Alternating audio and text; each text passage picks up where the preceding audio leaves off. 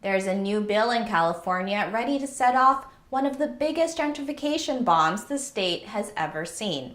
Introduced by California Senator Scott Wiener of San Francisco and northern San Mateo County, Senate Bill 827 allows the state to override and approve new zoning for residences around major transit hubs and corridors, so buildings near transit can be taller and more dense.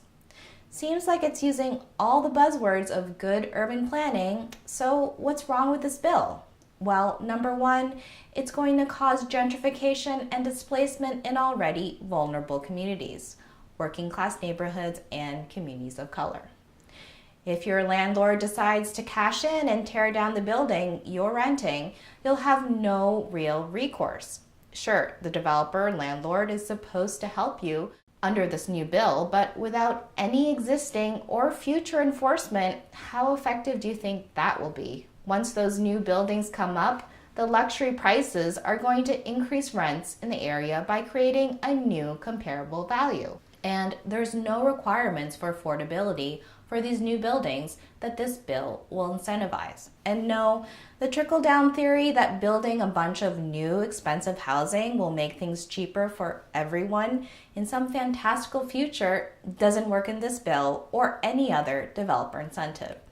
Number two, SB 827 will eventually lead to less people taking transit.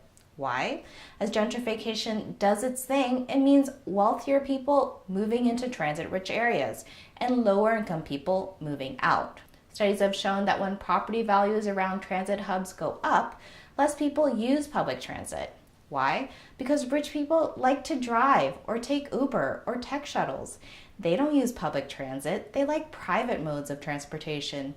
Meanwhile, the priced-out former residents that actually use transit are going to have to move far away and probably commute long hours to their work or their old neighborhood. Number three, SB 827 gives value to landowners and developers. Just by signing the bill, Senator Wiener automatically increases the value of land around transit. The more you can build on land, the more it's worth. They don't even have to build on that property to realize that new value. Number four, SB 827 overrides local controls, which means developers will automatically get more height and density just by asking for it. And deregulation means more profit. You better believe they're not going to pass the savings on to people actually buying the condos or renting the units. They're going to pocket the extra profits for themselves or their shareholders. So you might get kicked out of your home, your neighborhood will probably get gentrified, and less people are going to be taking public transit. And for what? So that landowners can get instant added value on their properties and developers get more profit? Sounds like bad public policy. For more, read our extensive analysis on peoplepowermedia.net. I'm Diane Ruiz for People Power Media.